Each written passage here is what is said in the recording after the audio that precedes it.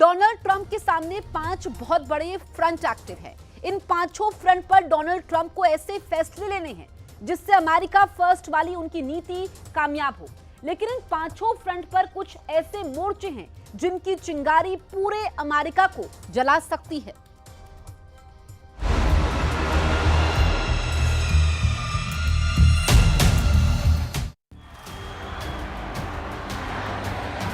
The golden age of America begins right now.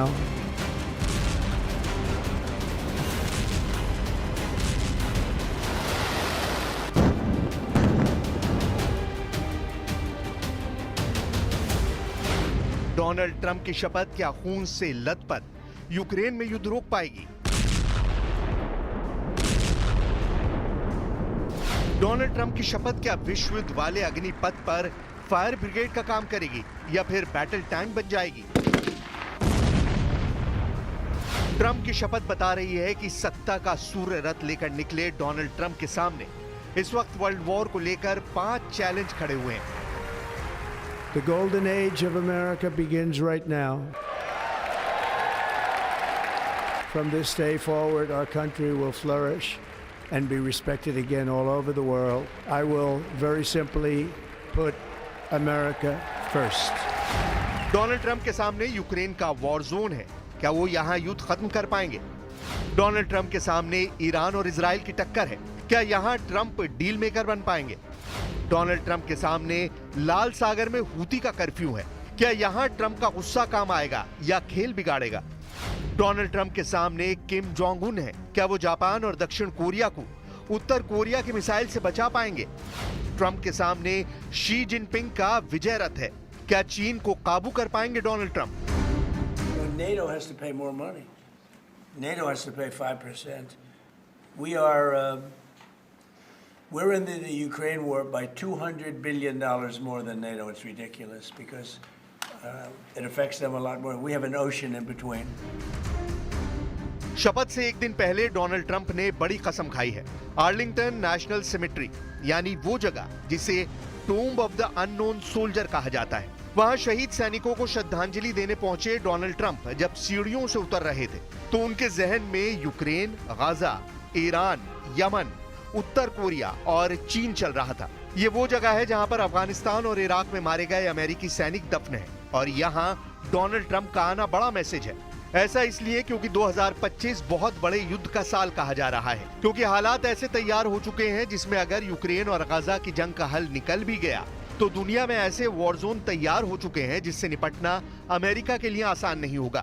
और इस बार Israel और यूक्रेन से ज्यादा खुद अमेरिका टारगेट पर आ जाएगा। 16 दिसंबर 2024 को ट्रंप ने पुतिन से बातचीत पर क्या कहा था, बहुत गौर से देखिए। We'll be talking to President Putin and we'll be talking to the representatives, Zelensky and representatives from Ukraine. We got to stop it. It's carnage. Donald Trump ने कहा कि युद्ध बंद कराएंगे और ये उनके नए कार्यकाल का सबसे बड़ा एजेंडा है। हजारों लाखों जान जाने के बाद जब यूक्रेन और रूस की टक्कर खतरनाक होती जा रही है, तब ट्रंप का वादा देखकर पुतिन ने भी जवाब दिया। 19 दिसंबर 2024 को पुतिन ने क्या कहा वो भी देखिए। Что мы можем предложить, или я могу предложить президенту, вновь избранному президенту Трампу, когда мы с ним встретимся? Ну, во-первых, я не знаю, когда мы с ним встретимся, да, потому что он об этом ничего не говорит. Я с ним вообще не разговаривал более 4 лет, и я готов к этому, конечно, в любое время. И डोनाल्ड ट्रंप अमेरिका फर्स्ट की नीति की बात करते हैं और खुद को युद्ध खत्म करने वाले सबसे बड़े लीडर के तौर पर पेश करते आए हैं। ये उस वक्त की तस्वीरें हैं जब हमास और इजराइल के बीच सीज फायर के बाद इजरायली बंधकों और फिलिस्तीनी कैदियों को रिहा करने और अदला बदली का काम शुरू हुआ। 7 अक्टूबर 2023 को शुरू हुआ गाजा और इजराइल का युद्ध अब खत्म हो चुका है और अब दोनों तरफ से डील की शर्तों को पूरा किया जा रहा है। गाजा जैसी खुशी की तस्वीरें इजराइल में भी देखी गईं। हमास के कब्जे से इजरायली बंधकों की रिहाई की खबर फैली तो उन लोगों के रिश्तेदार खुशी मनाने लगे जो पिछले 15 महीनों से गाजा की सुरंगों में बंधक बनाए गए। अब इन लोगों को डील के हिसाब से रिहा किया जा रहा है। إن التوصل لاتفاق لوقف العدوان الصهيوني وحرب الإبادة على شعبنا كان هدفا لنا منذ شهور طويلة بل منذ بدء هذا العدوان. وما تم التوصل إليه من اتفاق كان ممكنا منذ أكثر من عام لو ناسب ذلك طموحات نتنياهو وحكومته الفاشية التي أصرت على استمرار الإبادة وهدفت لتهجير شعبنا وتدمير أكبر قدر ممكن. गाजा में हुए सीज फायर को भी डोनाल्ड ट्रंप की पहल का नतीजा माना जा रहा है। हमास और इजराइल के बीच हुआ युद्ध विराम और बंधकों की अदला बदली, ये तस्वीर एक महीने पहले तक सोचना भी मुश्किल था, लेकिन ट्रंप की सत्ता में वापसी ने गाजा में सीज फायर मुमकिन कर दिया। नेतन्याहू को ट्रंप से बातचीत के बाद वो करना पड़ा जिसका इंतजार पूरी दुनिया पिछले 15 महीनों से कर रही थी। गाजा की सड़कों और चौराहों से आई इन तस्वीरों पर डोनाल्ड ट्रंप की छाप है। इस बात से इजराइल या ईरान दोनों इनकार नहीं कर सकते। इसलिए सवाल उठ रहा है कि क्या सबसे बड़े डील मेकर होने का दावा करने वाले डोनाल्ड ट्रंप अब युद्ध रोककर पुतिन के साथ सबसे बड़ी डील करने में कामयाब होंगे, जिसका मतलब होगा ज़ेलेंस्की की हार। क्या डोनाल्ड ट्रंप ईरान से दुश्मनी खत्म करेंगे और खामनेई के साथ सुलह का ऐलान करेंगे, जिसका मतलब होगा इजराइल की हार? अमेरिका ही नहीं, पूरी दुनिया का फोकस इस वक्त पूरी तरह डोनाल्ड ट्रंप पर है और ट्रंप का फोकस अपने कैबिनेट पर, और उसमें भी सबसे आगे जो सलाहकार हैं वो हैं Elon Musk. Donald Trump Elon Musk के जरिए वो सब करना चाहते हैं जिसकी प्लानिंग उन्होंने 4 सालों तक की है। इलॉन मस्क डोनाल्ड ट्रंप के लिए बहुत खास है। His name is Elon Musk. He saved free speech. He created so many different great things. Where is he? Come on up here, Elon. He created the first major American car company in generations, and his rocket company is the only reason we can now send American astronauts into space. Come here. Take over, Elon. Yes, take over.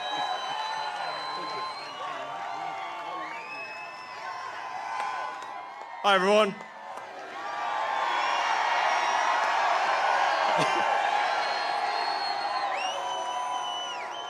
As you can see, I'm not just MAGA, I'm dark MAGA.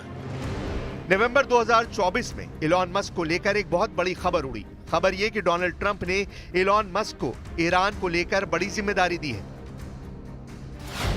New York times ने छापा कि Elon Musk Iran के संयुक्त राष्ट्र के राजदूत अमीर सईद इरावनी से मिले हैं और इस मीटिंग में दोनों के बीच ईरान और अमेरिका के तनाव को कम करने पर बात हुई है। यह मीटिंग 1 घंटे से ज्यादा चली। मीटिंग न्यूयॉर्क में कहां हुई ये नहीं बताया गया, यानी लोकेशन सीक्रेट रखी गई। ट्रंप के मीडिया ऑफिस ने कहा कि हम निजी मीटिंग्स पर टिप्पणी नहीं करेंगे। इलॉन मस्क ने भी ऐसी मीटिंग पर हुए सवाल का जवाब नहीं दिया। लेकिन इस खबर से बहुत सी अटकलों की शुरुआत हो गई। तेहरान से लेकर तेल अवीव तक बहुत हलचल हुई। इसी खबर को लेकर सवाल उठने लगे कि क्या आगे डोनाल्ड ट्रंप और ईरान के सुप्रीम लीडर अली खामनेई की मीटिंग हो सकती है? क्या इलॉन मस्क और यूएन में ईरान के राजदूत की मीटिंग ट्रंप और खामनेई की मुलाकात की तरफ पहला कदम है? ठीक उसी तरह जैसे डोनाल्ड ट्रंप ने उत्तर कोरिया के लीडर किम जोंग उन से मुलाकात की थी। क्या इसी मीटिंग की तरह डोनाल्ड ट्रंप और अली खामनेई के बीच मुलाकात हो सकती है? 12 जून 2018 वो तारीख थी जब डोनाल्ड ट्रंप सिंगापुर में उत्तर कोरिया के लीडर किम जोंग उन से मिले थे।